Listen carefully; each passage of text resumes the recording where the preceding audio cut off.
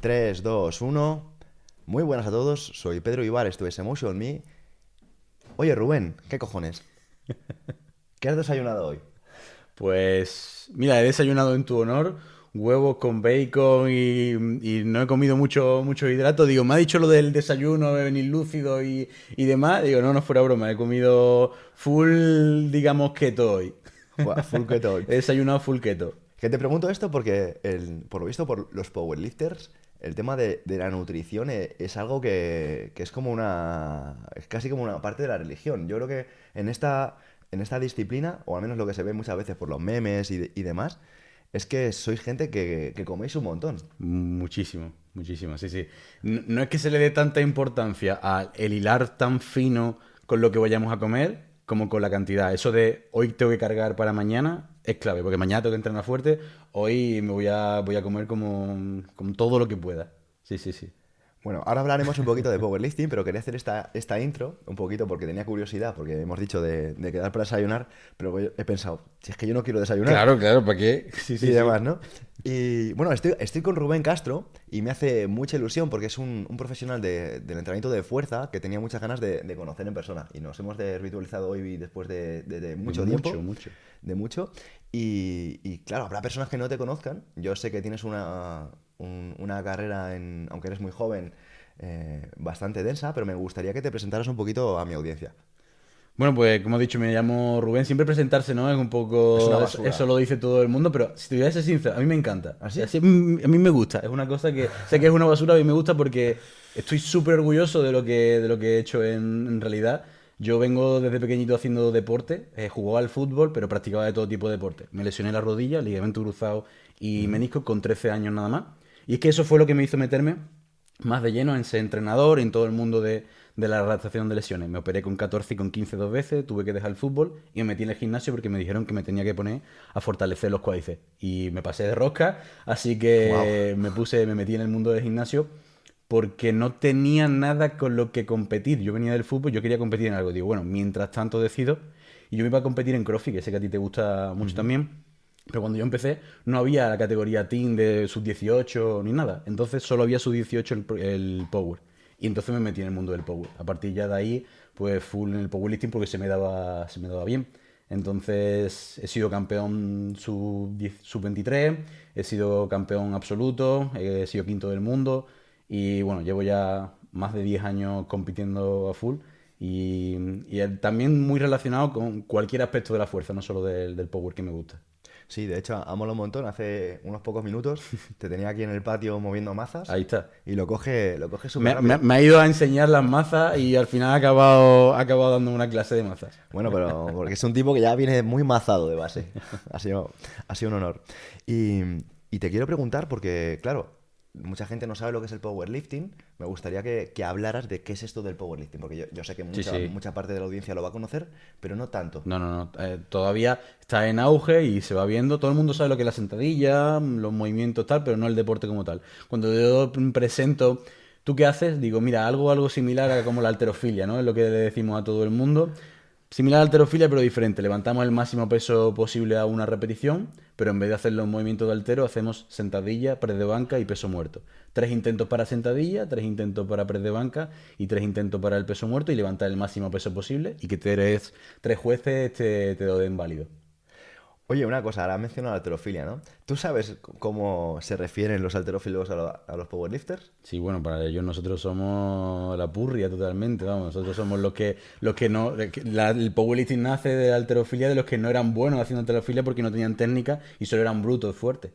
De hecho, es una cosa muy curiosa que, hay que decir, críticas al powerlifting que me gustaría hacer aquí delante tuya, es que es un vale todo, ¿no? O sea, al final, mientras que tú bajes, rompas la paralela, aunque te puedas estar partido en dos, es válida la repetición. Sí, bueno, pero eso si lo viéramos desde el punto de vista de la halterofilia es lo mismo. Mientras tú llegues a levantar la barra por encima de la cabeza, da igual que lo tengas la rodilla para adentro, que te descuajaringues como sea, mientras lo levantes da igual. O sea que no te puntúan la técnica de la halterofilia tampoco.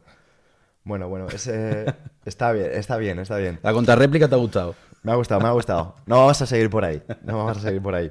Pero sí que había escuchado que a los powerlifters, los halterófilos, lo llaman como los paralíticos de la halterofilia. O sea, Sí, porque no tienen la movilidad como los halterófilos, no tienen la técnica y encima tienen que irse porque, claro, en la halterofilia hay más dinero, más pasta, digamos, que en el powerlifting a nivel claro, histórico, ¿no? eso es olímpico, al final en el deporte. Efectivamente. Pero para darle un poquito de conciencia a las personas que estén escuchando esto, me gustaría que o sea, que contaras un poquito o que explicaras qué marcas tienes tú igual sea en competición o fuera de competición, para que se hagan una idea de la magnitud de la fuerza que tiene el tipo que tengo aquí al lado. Bueno, yo he competido en la categoría tanto de menos de 83 como la de 93 y he tenido récord en ambas categorías. He roto más de 30 récords de España y tengo el actual récord de sentadilla absoluto en 308 de sentadilla en menos de 93. Tengo 185 de press de banca que hacemos con pausa y 320 en peso muerto. 320 peso muerto y 305 8, 308 en que es el sentadilla. récord, sí, sí. Oye, tío, ¿qué se siente a tener más de 300 kilos en la espalda? Pues pesa bastante y sientes como que te aplasta y sobre todo lo más duro es la fase de sacar la barra del soporte y andar con el peso en la barra, pero es verdad que pesa más en el gimnasio que luego en la competición que vas como visión túnel. Total. Y yo creo que esto tiene que afectar a cómo luego tú te enfrentas a la realidad, ¿no? Quiero decir que cuando un tipo se pone 200 kilos en la espalda, 300 kilos en la espalda, la realidad luego con la que filtra el mundo es como más ligera. Sí, claro, al final tú tienes un baremo de medir. Esto es como en los negocios, ¿no? Cuando tú hablas de cifras y demás ya te acostumbras a una cosa, porque con los kilos en el gimnasio, en el entrenamiento ocurre un poco igual. Y por ejemplo, yo lo he visto con mi padre. Mi padre pasa de no saber de gimnasio y tú a una persona normal le dices 200, le dices 300 y le suena igual. O sea, a una Ujú. persona normal de la calle le suena mucho 200 que 300 y no tiene absolutamente nada que ver. Cuando ya te metes un poquito más en el mundillo y empiezas a saber, a baremar cuánto es levantar tanto por tanto kilo de peso y demás, pues mi padre ya me pregunta, vale, pero eso cuánto levanta y cuánto pesa. Y ya empieza a baremarlo un poco y te cambia la perspectiva por completo. Bueno, imagino que tiene que cambiar la perspectiva una locura. Oye, me hace mucha curiosidad saber cuál es el peso más pesado con el que has calentado. El peso más pesado con el que calentar. Esto es muy curioso porque hay una escuela dentro del mundo del entrenamiento que son los de Westside Barbell, que Ujú. son muy famosos, Luis Simon y demás, que eran exconvictos y de todo, tipo súper duros ahí en un gimnasio en Estados Unidos, y decían que tenían soldado a la barra, ¿vale? Un disco de 50 por lado, como que lo mínimo para poder empezar a calentar eran 120 kilos. Si tú no puedes empezar con menos de 120 kilos. Y eso es lo que nos hemos llegado a poner, digamos, sin calentar. Eso, o sea, seguro que lo conoces y muchísimo mejor que yo, a Xavi Parra, Sí, que tenía ahí el Zor, sí, ¿no? sí, Ahí sí, total. creo que en Pamplona, Lo he ¿no? entrenado yo, lo he entrenado. ¿Sí? Sí, sí, ha sido el atleta mío. Buah, pues ese tipo, yo estuve allí en su gimnasio, tenía una especie de guarida de tíos muy fuertes. Locura, sí, Me acuerdo sí. que estuve allí con José una vez y tenían precisamente lo que dices tú, una barra ya con 120 kilos, que Exacto. es con las que es obligado a calentar. No es obligado, pero eso es de ser un tío fuerte, duro, de verdad. Eso es. La verdad que es un deporte súper súper interesante y que creo que tiene que cambiar mucho la perspectiva de lo que es el entrenamiento de fuerza para muchas personas, ¿no? Pero quiero que tú nos hables un poquito de qué es el entrenamiento de fuerza para ti a día de hoy. Así a modo general. Así a modo general y luego que lo lleves un poco a nivel del powerlifting. Bueno, como decía un profesor, bueno, yo tuve la suerte de tener a Vadillo de Anda. profesor no en la universidad, sino en el máster, Ujú. ¿vale? Que decía, fuerza, todo es fuerza, ¿no? Yo doy muchas clases en el TESAF y tengo que hablar mucho de los conceptos de así como desde más bajo. Y, no, ejercicio metabólico, ejercicio de fuerza, ejercicio coordinativo. Y como decía Vadillo, todo es fuerza, todo nace desde una acción muscular. Me gustó mucho esa definición siempre.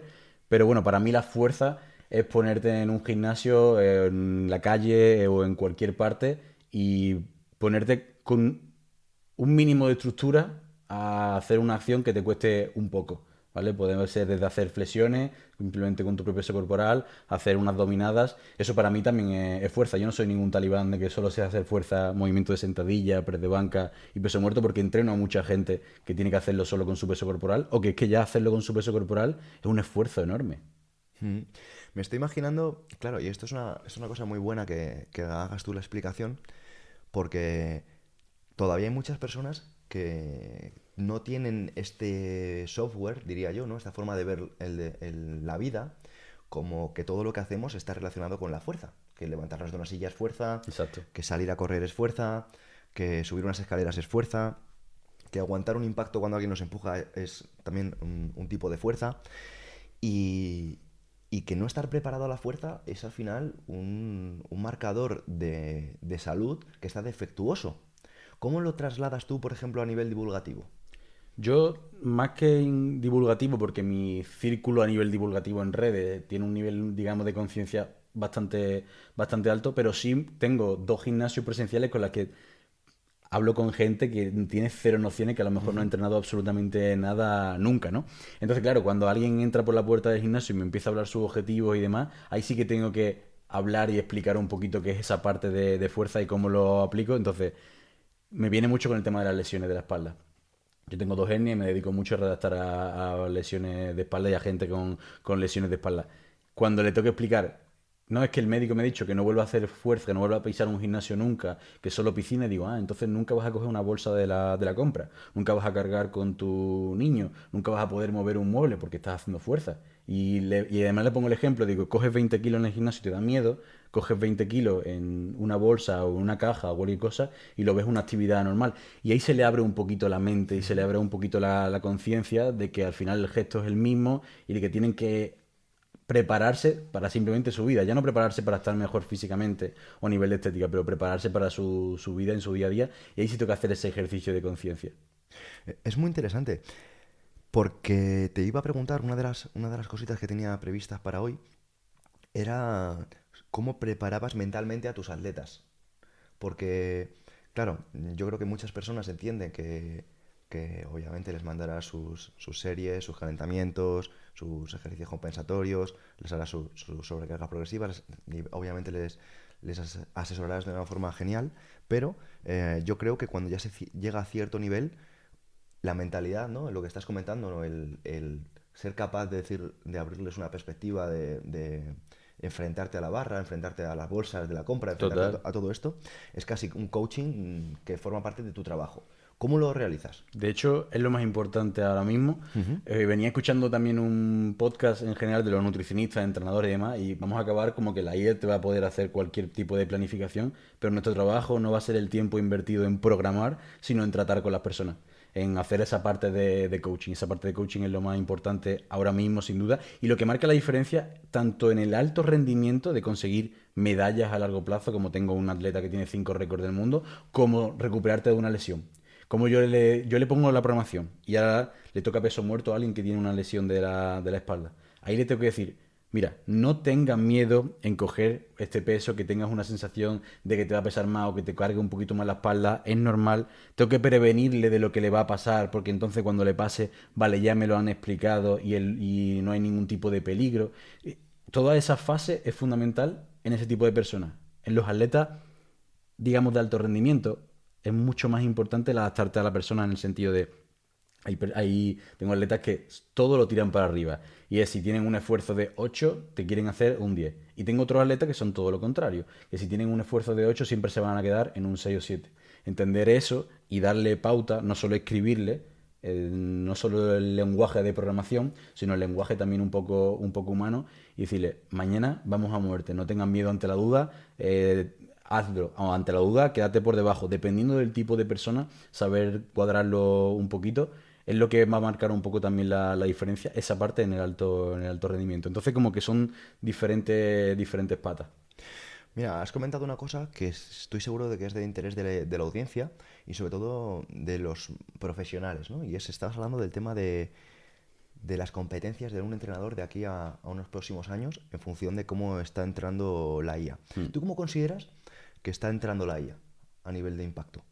Bueno, ahora mismo creo que todavía le falta recorrido, pero Ujú. simplemente porque hace falta gente que dedique tiempo en cada nicho. Lo que la IA va a empezar a pasar es que se vaya especializando en cada nicho, y cuando vengan buenos nutricionistas y se mezclen con programadores de IA y saquen una IA para nutrición, otra específica para entrenamiento, otra específica para halterofilia, pues poco a poco irá mucho mejor. Ahora mismo sobre todo es una herramienta de apoyo y de hacerte trabajar mucho más rápido y eficiente.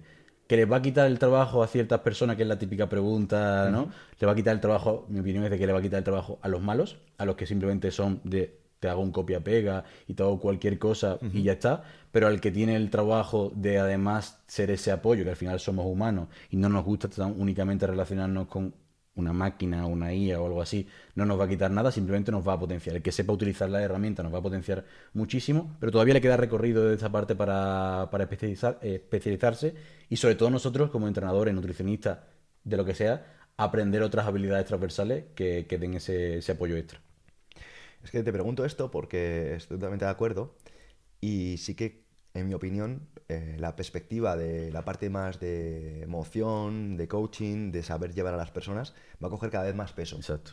Y justo antes de grabar, estábamos hablando de cositas, ¿no? Que justo como te contaba hace poco que hablaba con Josué y él justo decía eh, que un chaval, que no vamos a decir su nombre para que no se lleve las manos a la cabeza, tenía dificultades a la hora de enfrentarse a la barra si cuando iba a hacer el Ah, sí, sí, sí. levantamiento no sonaba el pike de la canción, ¿no? O sea, Sí. si no sonaba el Cuando movimiento rompe la canción. exactamente, que va a romper la canción, es el momento de máxima motivación y si no tenía los cascos no podía competir, ¿no?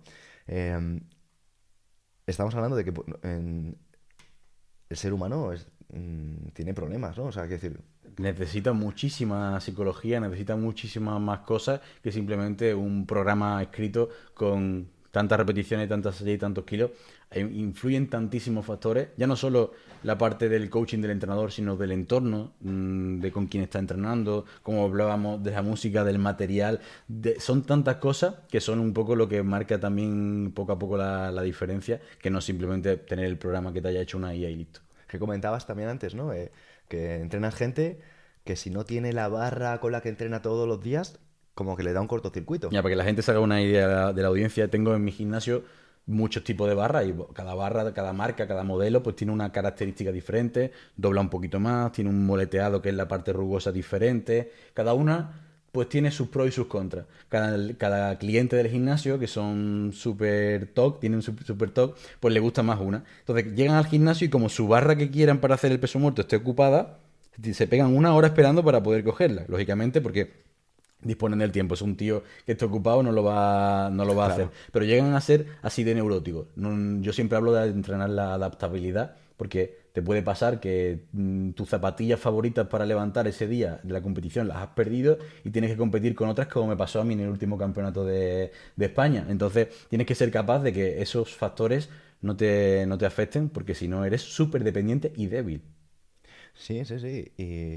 Y quiero decir, ¿cómo atajas tú esto, por ejemplo, a nivel competencias de trabajo? ¿Cómo asesoras a nivel psicológico a estas figuras, a estas personas? Pues si tengo la confianza con ellos en el sentido de que a ellos les guste compartir conmigo esa información, porque algunos se lo callan para que no se les diga nada, porque saben que no es del todo lo mejor, pues les obligo a salir de su zona de confort. Si no les gusta entrenar sin cinturón nunca, porque se sienten débiles, los hago sentirse débiles y que se entrenen sin cinturón. Si no les gusta entrenar siempre, tienen que entrenar siempre en un rack, en una posición, mirando a la pared de una forma concreta, pues les saco un poco de ahí y les entreno esa adaptabilidad. Y sobre todo también educándole y diciéndole, escúchame, no puedes ser tan dependiente de esto por estos motivos. O sea, si quieres realmente ser antifrágil, ¿no?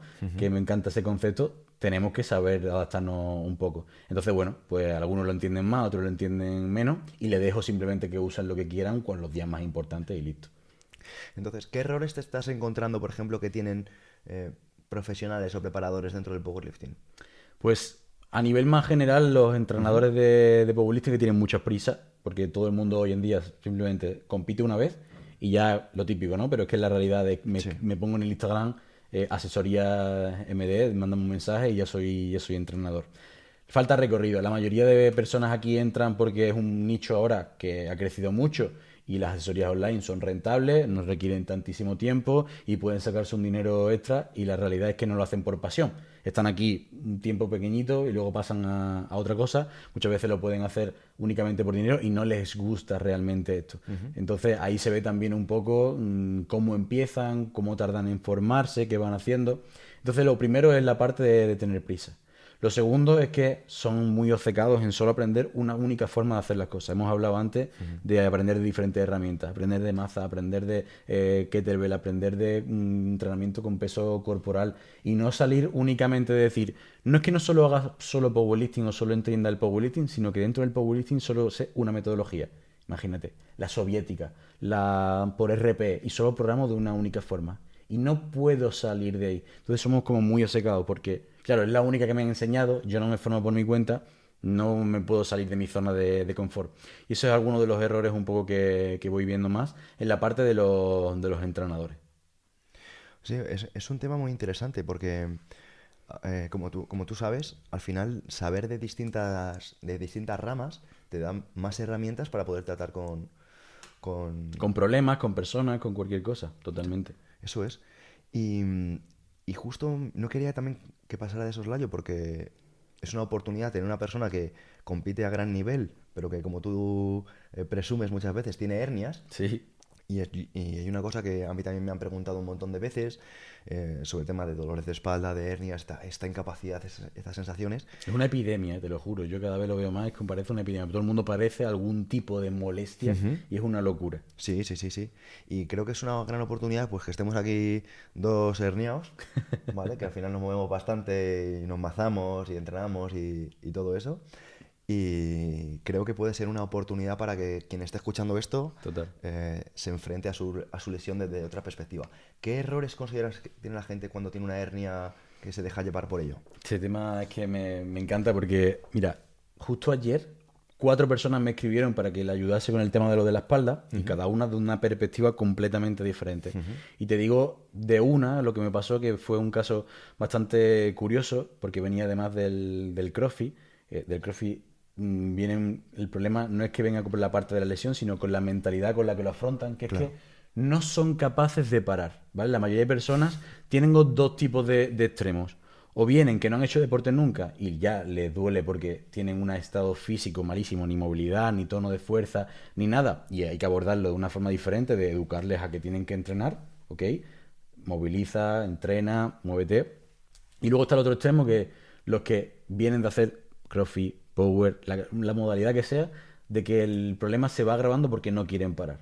Empiezan a tener una molestia, siguen, cada vez la bola se hace más grande, hasta que ya llegan, porque me llegan cuando ya están reventados perdidos, o se han operado, o están a punto de operarse, y el problema es ese precisamente, no contar con alguien que sepa desde un inicio.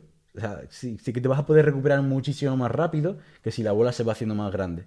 Y empezamos también a tener demasiada en cuenta, y esto se me va a criticar, la opinión del médico. ¿Por qué? Porque nos mandan al trauma. Y el trauma está especializado en cortar y pegar. En Sí, operar, tío. No en el trabajo, en el entrenamiento, en la parte más terapéutica. sí. Lo que no puede ser es que, cada vez menos por suerte, pero que haya muchísimos traumas que te digan, olvídate del gimnasio, olvídate de hacer fuerza, piscina y aquí está pilates, si no te opero. Total. De hecho, yo desde aquí quiero mandar un mensaje, ojalá lo escuche mucha gente. Si un traumatólogo te dice piscina, sal de ahí. Sal de ahí porque significa que ese tipo no se ha actualizado, no ha investigado, se ha quedado con mensajes de hace 20 años y al final el único perjudicado vas a ser tú. Mira, aquí hay una cosa, yo me encanta ponerme en la piel de la gente y intentar entender por qué hacen eso. Yo entiendo que te cures las manos porque si le mandas o le recetas algo, pueden venir luego a echarte las culpas a Pero es ti, que por eso al final. Sí, el problema es que justamente eso se agrava. También entiendo que la seguridad social y como está a nivel de medicina hoy en día en España es complicado y me dicen los médicos, es que me escribieron varios traumas, me decían, Rubén, yo mañana puedo meter en quirófano a 2 personas y meterle clavos y tornillos y hacerlo rápidamente, pero si le mando readaptación, me pueden tardar un periodo de 9 o 10 meses para que empiece. Entonces, ese es el siguiente problema, que empezamos tarde a poner cartas en el asunto. Y me dice la gente, no, es que tengo cita el mes que viene para que me vea el trauma. Un mes entero perdido, un mes entero que cada vez estás más débil, un mes entero que los Y me dolores entero cada que vez vas más. a peor. Vas a peor, exactamente. Eso Entonces, es. no empiezas a tomar acción por miedo, no te dejas guiar, no te dejas ayudar, Pero hoy en día hay tantísima información que podemos buscar y encontrar que si tienes un mínimo de criterio, pues vas a poder, como hablábamos antes con el caso de Paco Bravo, un atleta de CrossFit Game que después de estar con 10 médicos y yo le ayudé a recuperarse de su hernia en muy poquito tiempo y volver a competir cuando le habían dicho que se olvidase de esto. Entonces vas a escuchar un montón de opiniones, pero coge a una y empieza con el movimiento, no con la operación. Deja la operación para el último recurso. ¿Sabes lo que decía Voltaire? ¿Qué decía? Decía, el médico te entretiene hasta que la naturaleza hace su trabajo. Buenísimo. Y es así, o sea, yo lo tengo clarísimo. Si una persona realmente le pone empeño a recuperarse, le pone atención, a hacer las cosas bien, a nutrirse bien, que muchas veces no se le da Sí, importancia, total. a reducir sus niveles de estrés, Total. que es clave en la recuperación, ¿no? Bajar ese cortisol, a moverse y a darle circulación de sangre a esa zona, obviamente con cuidado y trabajando desde el umbral del dolor, es cuestión de tiempo que esa persona vaya a empezar a recuperarse e incluso muchas veces a reabsorberse. Sí, hay casos y casos que en los médicos hay algunos que son los red flag, que si ya tienes una pierna que se te va hinchando, que tienes una pérdida brutal de fuerza, que hay casos en los que sí que hay que operar y es sí o sí. Pero no puede ser, lo que no puede ser es que sea la primera opción. Tengo un caso de uno, que es que, fíjate el ejemplo, le dice el médico, le ve las pruebas y le dice, te tenemos que operar. Cuando le van a operar, eso a la primera, ¿eh? A la primera no puede ser, tío. Es un tío que no ha hecho nunca nada de entrenamiento de recuperación, de readaptación, de fortalecimiento. A la primera a operar. Y resulta que no se opera porque le sale un quiste sebáceo en la espalda, que por infección no podían operarlo, y se pega un mes y medio sin hacer nada, sin trabajar, de baja, tal y cual, dando sus paseitos, y el dolor disminuye. Y al mes y medio, cuando le quitan el quiste, le dice el trauma, pues ahora que estás mejor, lo mismo no te opero. La estructura ósea era la misma. Era la sintomatología lo que ha cambiado. Y ha empezado un proceso de readaptación y está recuperado. Tú imagínate a esa persona que hubiese tenido que pasar por un proceso de operación, que te pueden tocar un nervio, que te pueden pasar mil cosas, y ha sido fruto de el azar que por suerte no ha tenido que hacerlo. Pues esto pasa así de veces, y esto es No, una cosa que a mí no me entra. pasa muchísimo, pasa muchísimo. Al final lo que sucede es que quien solo tiene un martillo, todo lo que ve son clavos. Efectivamente, pues eso le pasó a los traumas. Exactamente. Y claro, pues, a mí me encanta darte voz a ti porque al final, fíjate, trabajas con muchísimas personas que pasan por ahí y a las que le estás ayudando a que no pasen por quirófano. Totalmente. Es que esto, de verdad, yo que he pasado por quirófano, lo veo súper necesario. Y ojalá, yo he pasado porque a día de hoy eh, he pasado, pero ojalá pudiera no cambiar las cosas que han cambiado porque he aprendido muchísimo gracias a este tipo de cosas. Me he concienciado y también de divulgación me he concienciado. Pero que por favor, que no se queden quien esté escuchando esto con una respuesta, ni con dos, ni con tres, ni con cuatro. Exacto. Porque es que cada persona es distinta y debes buscar, si no, un martillo, un destornillador y todas las opciones que sean posibles para ti. Rubén, mira, hay una cosa que me interesa mucho porque normalmente a los powerlifters se les asocia con personas muy, muy rígidas, como muy limitadas, no tienen ningún tipo de interferencias en su entrenamiento. Y me gustaría que hablaras un poquito de cómo influyen las interferencias en el entrenamiento del powerlifting. Por ejemplo, si es normal que un powerlifter pueda salir a correr, que haga otro tipo de disciplinas, porque creo que es una disciplina en general bastante más cerrada, aunque desde tu Sí, perspectiva me correcto. consta que tú eres un tipo como mucho más abierto, ¿no? Sí. Mira, en los deportes de fuerza en general, lo que pasaba es que antiguamente éramos muy poco atléticos. Desde la halterofilia era muy típico ver a los campeones soviéticos antiguos con unos barrigones increíbles. Y esto ya ha mejorado muchísimo y cada vez se tiene más conciencia de la nutrición, de la capacidad atlética, del GPP en general y de ser más atlético en general, independientemente del deporte que practique. Entonces cada vez tenemos físicos más atléticos y más en forma en general.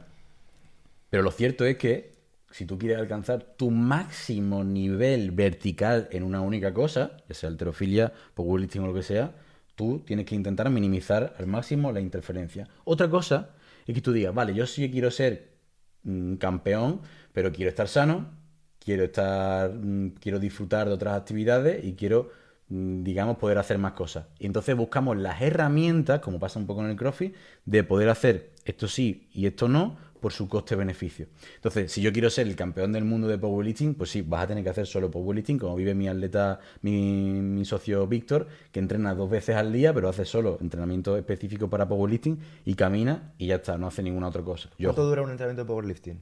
depende de la metodología, pero así a grandes rasgos, ponle para un atleta profesional unas 3 horas por sesión. Entre el calentamiento, un par de básicos que hacemos en el día Sí, sí. normalmente, más los auxiliares. Más o menos se va a mover en torno a 2 horas y media, 3 horas aproximadamente. ¿Vale? Luego hay metodologías que hacen más sesiones, que a lo mejor son sesiones más cortitas, pero esa es un poco la idea. Lo normal, 4 o 5 sesiones a la semana, que es lo que nos vamos a encontrar unas tres horas aproximadamente.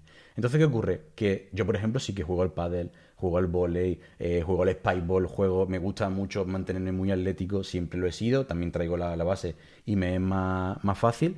Y entonces hay ciertas actividades que generan menos interferencia. No es lo mismo echar un ratito de pádel que ponerme a jugar al fútbol. La carrera es lo que más impacto va a generar, más daño muscular y más interferencia. No es lo mismo que hacer un poquito de cardio en la elíptica. Claro. Entonces, tú puedes decir, vale, sé consecuente con tu objetivo. Quiero ir a full con una única cosa y no salirme de ahí. O, vale, yo quiero ser competitivo, pero quiero ser feliz también, porque es que a mí personalmente me hace increíblemente feliz el deporte al aire libre, el deporte con otras personas y sentirme ágil.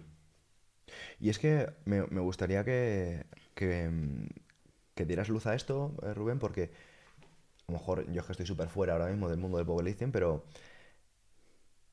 me consta que había personas que encima no eran profesionales, que no salían a correr o no hacían determinadas disciplinas porque tenían interferencias con su entrenamiento. Yo Sí, digo, o sea, pero al final, tío, que no te dedicas a esto, no te pagan exacto, y no vas a mejor, o sea, incluso en muchísimos casos es beneficioso que las exacto. personas hagan más movimientos, aumente su NIT, baje el cortisol.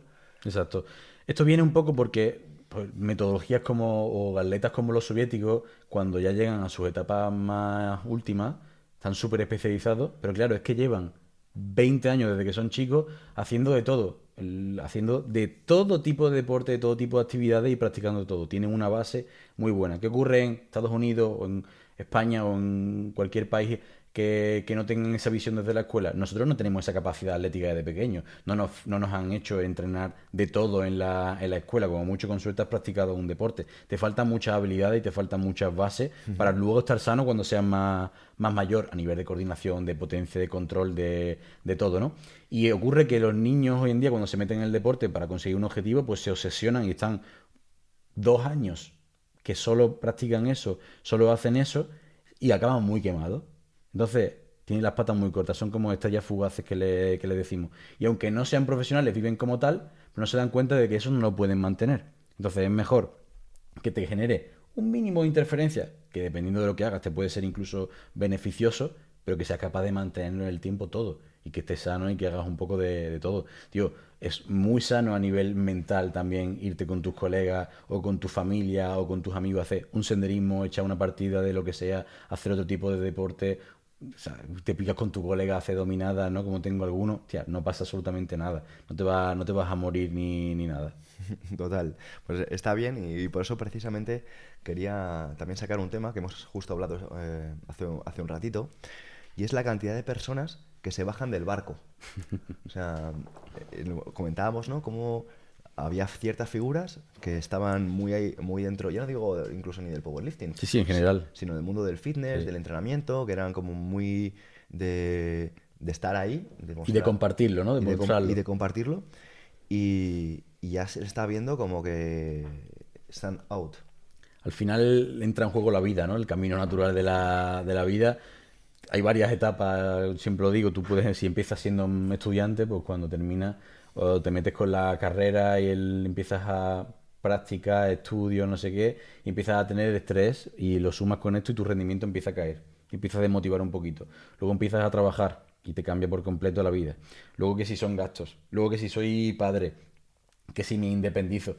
Entonces empieza a sumarse un montón de cosas y es una cuestión que la gente no hace esto realmente porque le gusta, sino porque únicamente o por un objetivo externo competitivo o simplemente por un tema de reconocimiento, porque es un deporte como un crossfit, halterofilia, que sea, que te sientes también como el centro de atención en muchas ocasiones. Cuando ya pasa eso, o esa sensación de efervescencia, pues cambia. Tú al inicio de cualquier deporte te dices, hostia, pues para hacer la primera vez no se me ha dado tan mal. Es como si te digo ahora cuando cogí la maza, "Uf, pues en verdad lo he cogido más rápido de la cuenta y me vengo arriba y me crezco". Esa sensación es adictiva. Esa sensación dopamínica adictiva. Total. Cuando ya no la tengo en un deporte porque ya ha pasado ese periodo, paso a otro. Pero ya no solo en un deporte, sino en otra actividad, Total. cualquier otra cosa en la vida. El enamoramiento, ¿no? Exactamente, exactamente como con las relaciones, ¿no? Esos primeros 6 meses en las que estoy a full con una persona y típica persona que va de un lado a otro cambiando sus relaciones precisamente por estar enganchado a esa sensación. Total, y sucede en todos los ámbitos.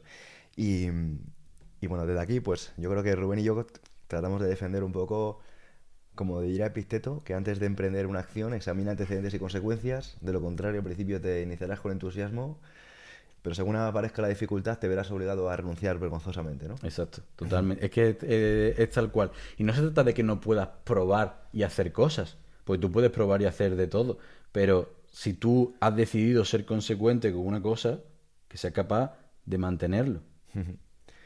Y, y tú, por ejemplo, viendo todo esto, ¿a quién hayas visto tú, a lo mejor no puedes decir un nombre, pero que digas, "Buah, este tipo era rival mío, este tipo prometía mucho, pero se ha bajado del barco"?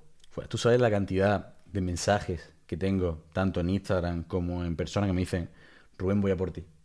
En estos 10 años, 11 12 compitiendo, Rubén, voy a por ti, Rubén, te voy a ganar, Rubén, no sé qué. Y luego te das cuenta de una cosa, que simplemente, dice, el nivel va subiendo un montón, porque sube increíble en todos los deportes, pasa también en el CrossFit y demás. Pero no es tan fácil el llegar arriba y más difícil en la parte de mantenerse. Y cada año llega un nuevo reto. Esto es como el boxeo, las artes marciales, siempre llega un nuevo rival que genera muchísimo hype, que se viene arriba y está constantemente diciendo, este va a ser el próximo, este va a ser el próximo. Pues todo el mundo quiere carne fresca, quiere algo nuevo y que desbanquen al que está, digamos, en esa posición. Y lo he visto conmigo, pero lo he visto con mis propios atletas también, como Víctor, que lleva tanto tiempo también siendo el campeón de su categoría, o como Tony, o como muchos atletas que tengo. Y constantemente es ese mismo mensaje, esa misma mentalidad. Una competición o un entrenamiento que se te da muy bien y se acerca un poco al campeón, que luego a la hora de la verdad no suele pasar, porque entran en juego muchos más factores, y ya todo el mundo, guau, este te va a ganar, este te va a ganar, este te va a ganar, cuidado con este. Y esa presión con la que hay que vivir, por estar arriba, a mí realmente me gusta, porque ya entiendes que la historia se suele repetir. Y oye, una cosa a nivel ya curiosidad, no sé si te has dado cuenta, pero por ejemplo hace 10 años un novato para alcanzar ciertas marcas tardaba, me lo invento, 3 Sí, años. sí, esto me encanta. Ahora un novato para alcanzar la misma marca que un novato hace 10 años tarda 6 seis meses. meses, iba a decir lo mismo. Esto es muy interesante. Esto tiene una explicación. Yo lo he visto, por ejemplo, con la cifra de 300 kilos. 300 kilos en peso muerto, ¿vale? 300 kilos en peso muerto antes tenían muy pocos. Yo lo logré por primera vez, me acuerdo, en 2018 y en mi categoría solo había uno que lo levantase en peso muerto.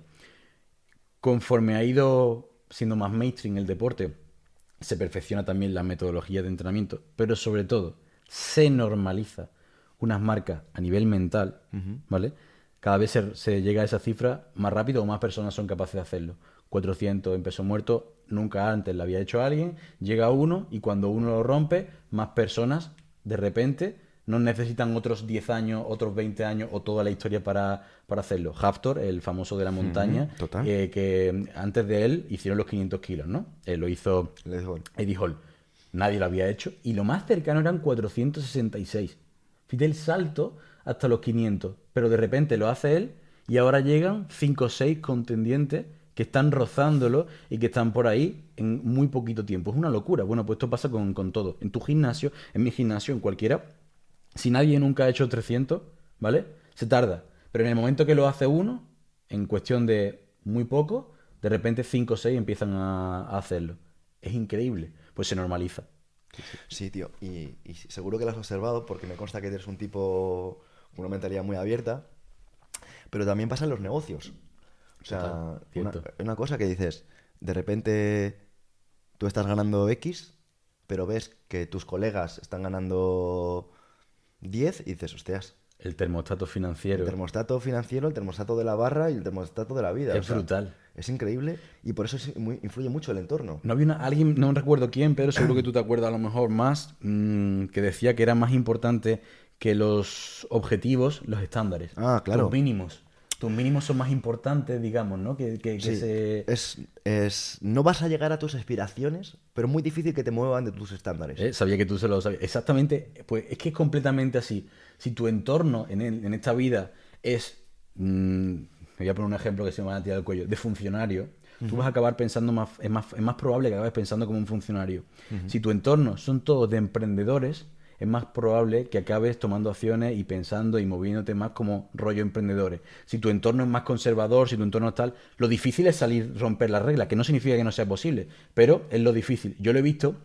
En mi gimnasio de repente se ha creado un know-how de un montón de chavales creando contenido. Porque me vieron a mí, empezó otro, le fue bien tal, y ahora chavales con 15 años creando contenido y haciendo exactamente lo mismo. Entonces como te vas nutriendo del resto y es como lo mínimo, es tu estándar. Pues esto es exactamente igual aplicado a todo. Si todo mi entorno gana 10.000 porque me voy a un sitio, como dicen ahora, me voy a Miami porque allí me pongo más incómodo porque todo el mundo gana 10.000, me obligo a intentar ganar esos 10.000. Sí, y además, esto a mí me gusta que lo estemos hablando desde esa perspectiva porque no lo estamos haciendo desde una perspectiva en la que muchas veces suele decir, no, si no tienes esto es No, de no, no, basura, no. sino precisamente estamos poniendo un ejemplo real que me acabas de contar ahora mismo con lo que pasa con las barras. Sí, sí. Yo esto me acuerdo cuando dirigía un centro deportivo, me acuerdo en los primeros años, en 2014 o así, tenía una chica que hacía dominadas. Las demás tardaban en sacar la dominada 4 meses. 4 meses. Y era, ay, a ver si saco la dominada, a ver si saco la dominada, a ver si saco la dominada. Bueno, tío, te puedo asegurar que a los 2 años, ya cuando tenía en el gimnasio, imagínate, a 20 chicas o 30 chicas que hacían dominadas así con facilidad, ¿no? Sí. Rollo 10 repeticiones, tal. La nueva que se apuntaba la sacaba a las 3 semanas. Esto es brutal. A las 3 semanas sacaba la dominada cuando antes tardaban 4 meses. Sí, sí, sí. ¿Qué ha pasado? Pues lo que tú dices, ¿no? Si yo veo que este lo hace normal, que este lo hace normal, que este lo hace normal, digo, bueno, si no lo hago, me echo fuera, ¿no? Este factor tribal. Y que se aplica a todos los Luego pasó, niveles. luego pasó en los muscle up. Cuando Claro. veían que hacían dos chicas muscle up, de repente que se lo sacara a la tercera era muy difícil. Pero luego me acuerdo que ya tenía en el gimnasio varias chicas que hacían el muscle up como con facilidad y de repente la nueva tardaba lo mismo. O sea, tardaba como otras 3 4 semanas en sacárselo. Y decías, qué pasada, cómo afecta el Es increíble. estándar de lo que tengas alrededor. Pero lo que la gente no entiende es que hacia abajo también funciona igual. Qué bueno. Como tu estándar también sea para abajo, menos de lo que tú tienes, te tira hacia abajo y te empieza a generar una creencia limitante. Si tú todo el rato estás escuchando que no se puede ganar más de 2.000 euros en España, no se puede ganar más de 2.000 euros en España, no se puede ganar más de 2.000 euros en España, y tú empiezas a repetir ese mensaje también, tu cerebro no quiere ser incongruente consigo mismo. Exactamente. Entonces va a tomar inconscientemente también acciones que te llevan a que no se puede lograr eso. Sí, macho. Mira, voy a contar una cosa que creo que a la gente le va a gustar. Se llama la ley de los cristales rotos. No la conozco. Pues mira, es la siguiente. Si tú te encuentras en una noche en un barrio, vas paseando o en tu propio barrio, un escaparate que tiene los cristales rotos, es muy probablemente de que antes de que termine la semana, otro escaparate de ese mismo barrio tenga los cristales rotos.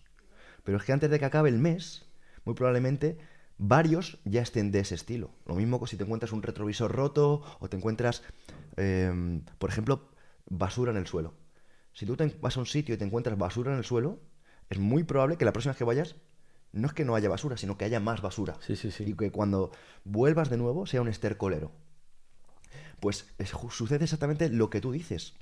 O sea, puede pasar que tú digas, bueno, no pasa nada porque esto sea así, Yo no lo soy. yo no lo soy, pero tanto para bien tener las cosas recogidas va a hacer que tengas luego el resto de las cosas recogidas, como que para mal Sí. tener un papel en el suelo Cada vez haga te que da más tengas igual. toda la habitación desordenada. Esto me resulta curioso porque lo he vivido en mi ciudad con los coches, con los cristales rotos de los coches.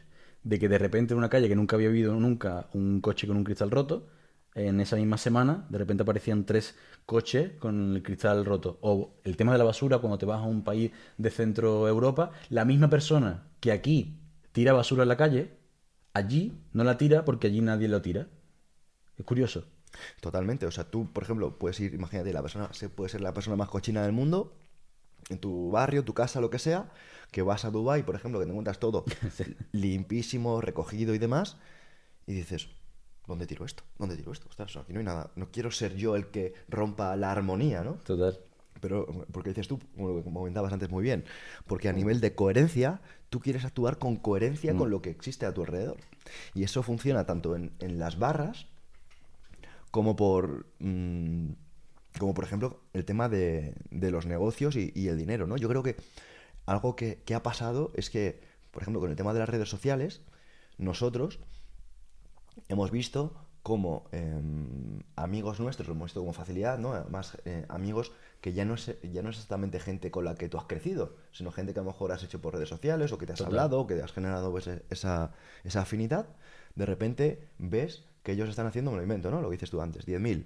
Dices, uy, si ellos hacen 10.000 y tal, y yo, jope, tengo las mismas marcas que ellos y demás, ¿no? Y tengo, Me muevo imagínate, en el mismo me entorno, muevo en el mismo tal. entorno, imagínate, dices, tengo los mismos seguidores, me lo invento, ¿no? Sí, Dices, pues yo debo hacer 10.000 también. claro. Si no los hago, es que hay algo en mí que está mal. Ya no dices, no, la vida es injusta, no, No, no, no, dices, algo en mí está mal. Sí, sí, puedes tomártelo como diciendo, no, es que y buscar excusas de por qué este sí que lo hace, Ujú. o inconscientemente, si tienes esa tendencia al crecimiento y, vale, voy a ver qué es lo que está pasando porque yo no estoy así. Y por eso te quiero preguntar a ti, porque eso me interesa a ver cómo lo has vivido.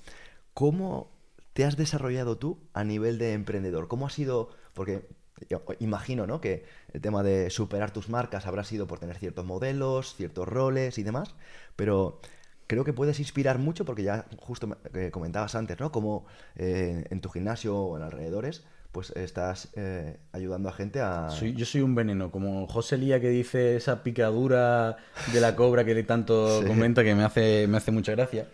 Yo soy, pero me ha pasado desde siempre, no es que sea influencer, soy influyente en mi entorno desde Sí. siempre, tanto para el deporte, yo crecí el Power en Huelva, en mi ciudad, porque yo hablaba con tanta pasión del deporte que la gente es que no podía hacer otra cosa que querer venir. Tengo amigos tatuadores, amigos peluqueros, amigos tal, que no habían hecho nada de Power nunca y simplemente de juntarse conmigo, dije, yo tengo que probar esto por por cómo lo habla, por cómo lo cuenta, por cómo lo vive, ¿no? Sí, sí. Pues se traslada exactamente igual con el emprendimiento.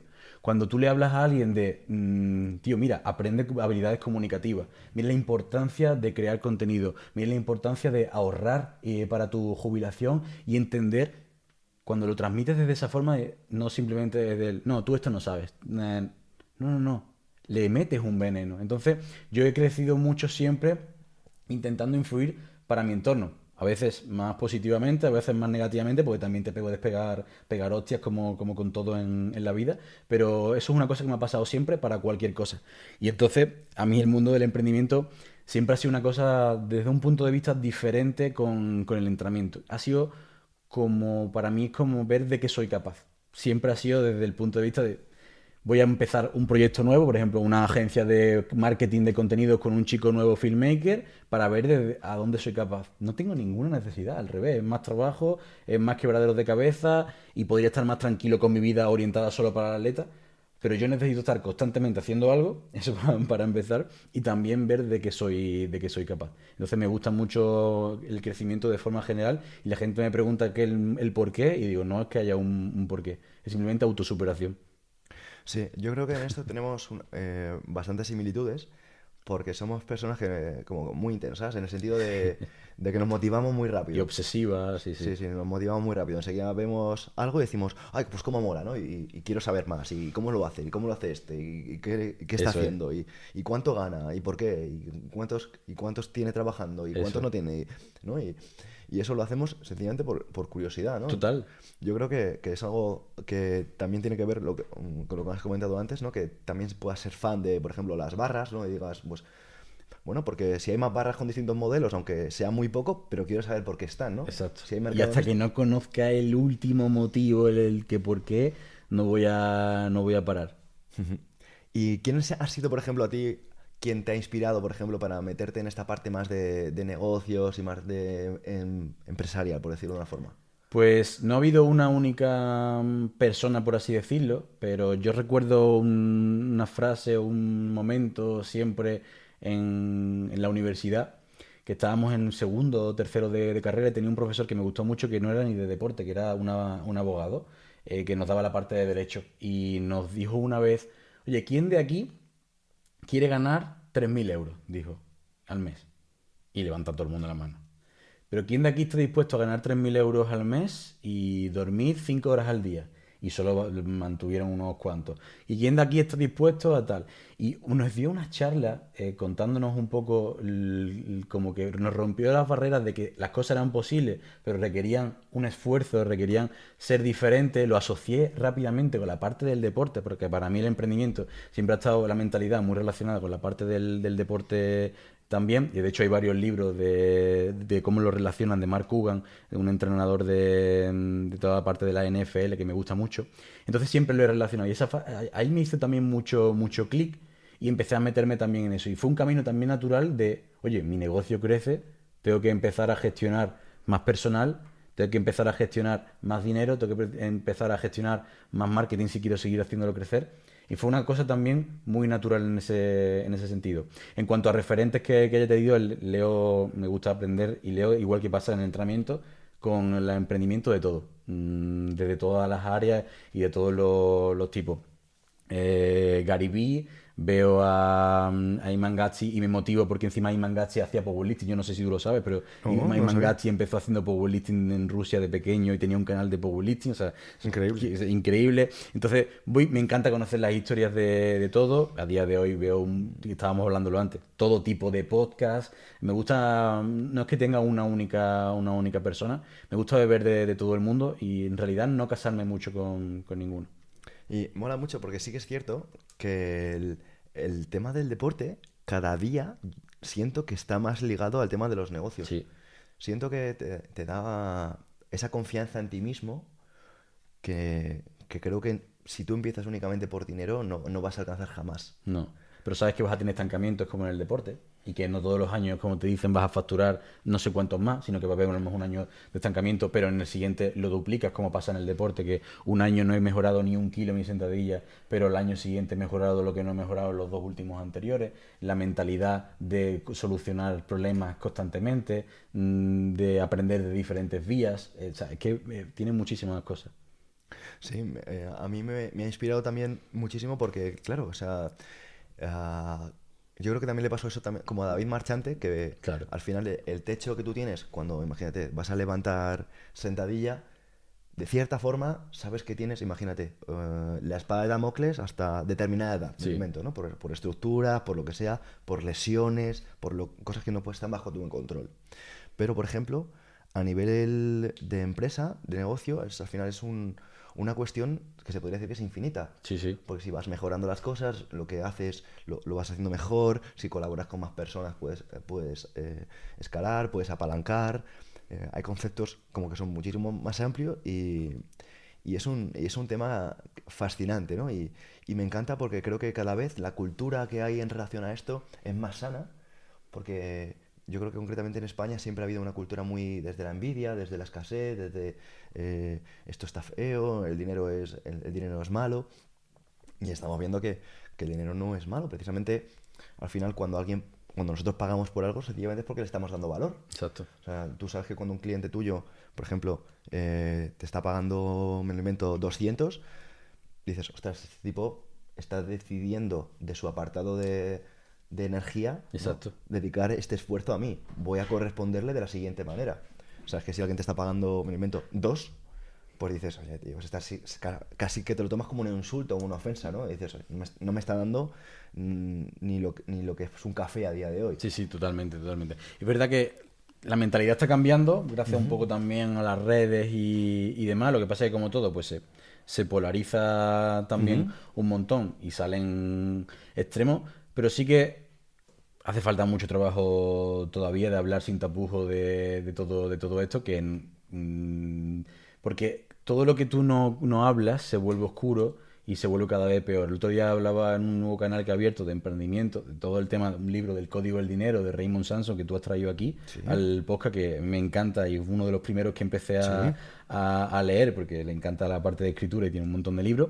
Y hablaba un poco de la revisión de su libro y me comentaban de cómo precisamente las personas que menos hablan del dinero son las que más se quejan de él.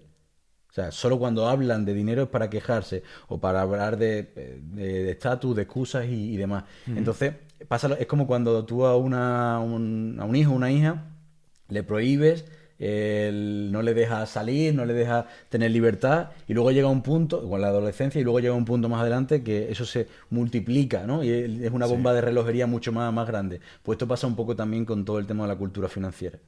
Sí, sí pasa. Y al final hay gente que lo lleva bien y lo utiliza, ¿no? Y reconoce ese error diciendo, wow, he tenido muchos años una venda en los ojos, ahora es momento de ponerme las pilas. Total. Pero luego también pasa que hay gente que dice, pues es que esto no debería ser así porque hay mucha desigualdad. Y dices tú, a ver. O sea, em, hay un tema que yo creo que es inviable, o sea, que es inviable, que es innegociable y es el indiscutible, que es el hecho de ver cómo la humanidad ha prosperado. O Total. sea, vale que hay mucha más desigualdad, pero por ejemplo, Hay menos pobreza, esos son pero hay datos. menos Hay pobreza. menos pobreza, Es esos son datos. imposible de discutir. En España mismo, no nos tenemos que ir a África, que esto lo he hablado muchas veces. Bueno, Nassim Taleb habla mucho de esto, que está claro que estamos mejor, pero en España mismo, antes la gente dice, no, es que antes era más fácil comprarse una casa. Antes la gente se moría de hambre, literalmente. Ahora nadie se muere de hambre. O sea, es muy difícil ver que sí, no vas a poder a lo mejor acceder a una casa cuando tú quieres o tal, pero, pero lo que es el acceso a cosas básicas como la comida no es como antes. Total. Y bueno, dentro de que no, ojo, no se puede acceder a una casa, no se puede acceder a una casa de cara a los estándares que tú quieres y en el barrio que tú quieres. Bueno, eso Digo, es otra. Eso aquí en Madrid, por ejemplo, os pasa muchísimo. claro, pero tú te puedes comprar una casa en muchas áreas Exacto. fuera de Madrid. O sea, hay casas a día de hoy en España, ¿vale? Y lo que pasa es que mucha gente no se informa, pero tienes casas por 40.000 Sí, sí, euros. total, total. Lo que pasa es que, claro, no van a Todo el estar, mundo no quiere van a vivir en el estar, centro. claro, no van a estar en la calle donde tú quieres vivir al lado de tu madre, por ejemplo, o al Exacto. lado de tu padre. Pero sí que hay casas muy baratas. Y encima, con internet, tú puedes trabajar y demás. Entonces, la riqueza es indiscutible. Lo que pasa es que, como tú dices antes, ¿no? Hay mucha pereza, hay mucha desidia, hay mucha envidia. Y Y que es un eso, discurso muy fácil de comprar. y lo fácil es de comprar, ¿no? Lo fácil también es decir, por ejemplo, que Rubén se dopa, ¿no? Por Claro, ejemplo. claro, claro. Oye, por Totalmente. cierto, en el powerlifting hay dopaje, ¿no? O sea, Sí, sí, hay sí, dopaje sí. que flipas, Sí, sí, ¿no? hay Porque... dopaje, hay dopaje. Pero te voy a decir la verdad, menos que en la halterofilia. Te voy a decir por qué. Porque está separada las federaciones con doping y sin doping. Entonces, como hay federaciones libres donde no hay ningún tipo de restricción, Ujú. hay la federación con controles, hay doping, pero está más limpia.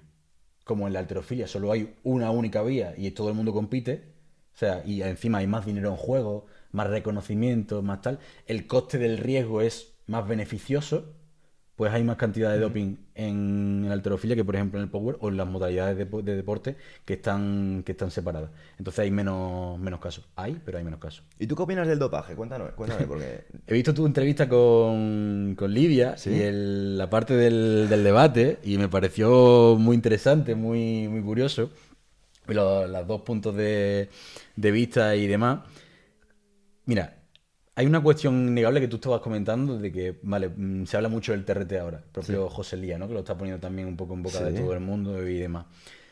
Lo primero es que todo tiene sus beneficios y sus contras, eso para empezar. Aunque tú tengas a un médico, a un equipo, a un tal haciéndote las cosas, siempre va a seguir va a tener también contras. Eso es lo primero. Lógicamente, menos contras que si lo hiciésemos de forma completamente aleatoria. Que tendríamos menos problemas con el deporte que si todo el mundo se dopase y hubiese libertad y demás. El problema es que habría gente, como tú decías, que lo haría más controlado y gente que lo haría de forma completamente descontrolada. Porque tú tendrías el dinero a lo mejor, imagínate, para tomarte la química, pero no para contratar al médico que te lo va a supervisar, mientras que otro sí que podría tener los recursos para poder, digamos, tener al médico que te lo supervise. Entonces, es bastante complejo el debate, pero cuando lo pones en pos de la salud, un poco por así decirlo, lo tengo claro. Cuando lo pones con el tema del show, pues bueno, ahí podemos entrar en decir, vale, ¿qué vas a primar más? ¿La salud en general o el show como en Estados Unidos con la NBA y demás. Sí, pero si lo piensas, para seguir un poco en la línea que propones, todo lo que comienza, en un principio, solo se lo puede permitir una pequeña élite o un pequeño grupo.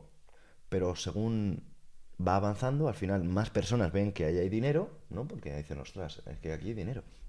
Y de repente ese precio, esa aura, va llegando a más personas porque se abarata, porque entran muchos más competidores al mercado. Entonces, lo que en un principio, como dices tú, antes solo se podía permitir X médicos que hagan esto, muchos más médicos van a decir, ostras, mi colega está haciendo un montón de dinero con el tema de TRT, Total. me voy a meter yo también, y de repente se mete otro, se mete otro, se mete otro, y se abarata muchísimo el mercado, ¿no? Sí, sí. Entonces ya no lo hacen solo los médicos, me imagino que lo podrán hacer enfermeros, por ejemplo, ¿no? Enfermeros que te lleven las dosis, enfermeros que igual que te llevan los sueros de la insulina o lo que sea. Sí, sí.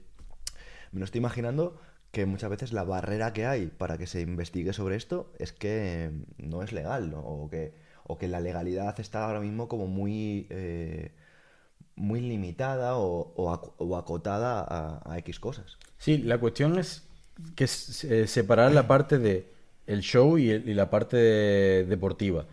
Yo entiendo el espíritu, como decía Lidia, olímpico, de primar una visión del deporte, y entiendo la UFC y la NBA y demás, y que ahí es donde está la parte del dinero. Pero ahora te pongo el ejemplo de mi deporte, el powerlifting, y ahora decimos, vale, se permite el doping, y ahora yo voy a competir en un mundial, y España, que es un país más desarrollado, invierte ciertos recursos en un médico y me lleva a mí todo el tema de la química para que yo pueda rendir bien, pero estar dentro de unos valores medianamente sanos. Pero ahora compito contra un brasileño, que hay muchísima cultura allí de la química, y que no hace caso al médico porque sabe que si se mete más cantidad de X cosas va a poder tener más resultados, y le da exactamente igual la visión de la parte de la salud que pueda tener. Y aunque pudiese tener un médico, lo desobedece, porque sabe que va a poder tener mayor potencial, mayor resultado. Entonces entra en juego un poco ahí a tergiversarse esa visión de la medicina. Bueno, es un debate sobre la mesa. Lo Sí, sí, dejaremos sí. para otro momento. Me gustaría que dejaras un mensaje para la audiencia, una idea que te gustaría compartir para terminar. Pues de forma general, dos, una relacionada con la parte, sobre todo del entrenamiento de fuerza, pero no solo para la parte de powerlifting, sino de la salud en general, de que hay que moverse más, de forma general para cualquier cosa, que todavía sigue viendo muchísima gente que no se mueve, que no sale a hacer deporte, digamos, a hacer estiramientos, a entrenar fuerza. Cada vez hay menos, pero por suerte, pero todavía falta. Y luego la parte de lo que hemos hablado también, de que nos formemos a nivel, ya no solo financiero, que está muy de moda decirlo, sino todo el tipo de habilidades transversales en comunicación, en escritura. Yo sé que tú escribes muchísimo, la gente escribe hoy en día cada vez menos. Entonces, que nos formemos también en expresarnos en habilidades más de esa pirámide ancha, no solo vertical, específica de una única cosa, que nos va a ayudar un montón a todo el mundo a crecer, no solo para un emprendedor, sino también a una persona normal y corriente que vaya a buscar un trabajo. Total, y eso, justo en relación a lo que estás diciendo, para apoyarlo, es lo que nos va a permitir no abandonar.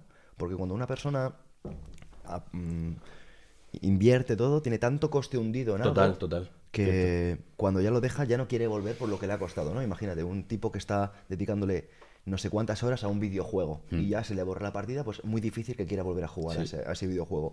Pero si tú tienes ese videojuego, pero tienes alrededor de ese videojuego otro tipo de cosas y lees y haces Incluso 3 videojuegos más, que si uno otro de vi- ellos no funciona, vale, pues ahora voy a echar un ratito a otro. Exactamente, pues ya va a hacer que puedas volver así. Así que, como tú dices, ¿no? Que no tengas solo un videojuego Sí.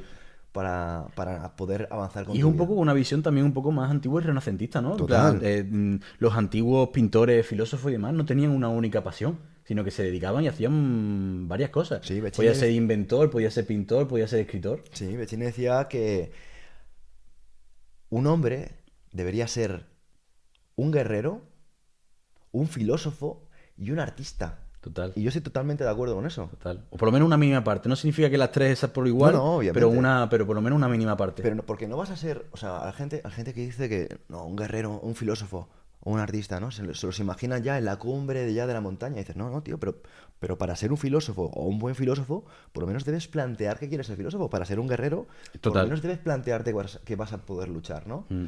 Pero la gente dice, no, no, es que tú no puedes serlo. Digo, no, hombre, porque me estás mirando a día de hoy. Claro. Pero para ser bueno debo empezar, ¿no? Yo, por ejemplo, cuando me metí en temas de la filosofía, yo fui señalado diciendo este dónde va, qué flipado, no sé, pero también me ha pasado en otros Sí, ámbitos de la sí. vida. Entonces, para creerte, para poder llegar a eso, primero debes creer que puedes serlo. Claro. Y debes hacerlo lo mismo con el artista. O sea, Sitiar tu cerebro. claro, como, imagínate, tú mismo, al final, ¿quién te iba a decir que ibas a escribir un libro hace unos años, Sí, sí, no? sí. Y al final ahora estás planteando, explorando, seguir escribiendo y aportar más, pero porque rompiste la barrera de yo tengo esa confianza en mí mismo y lo voy a hacer, ¿no? Sí. Por eso me encanta que compartas esta visión tan en forma de té, porque creo que es muy saludable para que las personas no abandonen cuando a lo mejor se les caiga ese castillito que han construido. Y que esto no es una cosa que yo tuviese de siempre, que la gente piensa que yo tenía esa visión de siempre. No, mi visión era únicamente estudiar de entrenamiento, nutrición y ser el mayor friki del mundo de una única cosa. Y luego esa mentalidad, por suerte, que soy adaptable, he podido cambiar y decir, vale, para incluso seguir creciendo la pirámide de forma vertical, necesito una base más ancha. Entonces, que esto no ha sido algo que haya sido de siempre y se puede cambiar, ¿sabes? Total, total. Y seguro que te ha pasado, que te ha pasado como a mí. Yo me acuerdo, hace muchísimos años, Rubén, muchísimos, ya no, ni me acuerdo, que tenía el sueño de algún día tener cierto impacto en el ámbito del entrenamiento. Tener un pequeño impacto, ¿no? Yo veía pues, a ciertas figuras, ¿no? Yo me acuerdo cuando empecé a estudiar, ¿no? Y a lo mejor leía la, la, la Men's Health, ¿no? Veía pues a ciertas figuras, a ciertos entrenadores, divulgadores, y yo les admiraba muchísimo y decía, wow, algún día podría yo también aparecer en alguna de estas revistas, ¿no? A ser una figura, eh, pues aunque sea solo de un pequeño renombre, ¿no? Que se me mencione. Y, y fíjate, ¿no? O Claro. sea, somos a personas que aparecemos, por ejemplo, tengo artículos en la Men's Health, tengo artículos en Sport Life, tengo artículos en El País, en La Vanguardia, contraportadas, o sea, que dices, jamás me imaginé ser una persona de referencia en este tipo de cosas, pero, pero sí que lo soñé, Sí, sí, sí. sí que, Había algo ahí que te sí que lo... lo soñé y dije, bueno, voy a apuntar ahí, no sé si voy a llegar, no sé si voy a llegar en algún momento, ¿no? Pero voy a apuntar ahí, ¿no? Mm. Y eso es una cuestión de vencer esos complejos que te pone la sociedad, ¿no? Por lo que decías tú antes, ¿no? De estar en este entorno que a lo mejor que te tira hacia abajo y no ver esa posibilidad hacia arriba. Total. Totalmente. Es como si a la gente y a la sociedad nos encanta encasillarnos y no, tú vas a hacer esto y solo te puedes mover de aquí a aquí. Eso no es así en ningún aspecto de la vida. Así es. Y bueno, yo os invito de aquí a que echéis un vistazo como Rubén encarna de esto que está diciendo y no se encasilla en el tema del powerlifting. Y es un tipo que hace de todo. Sí, sí. Así que nada, hasta la próxima y nos vemos.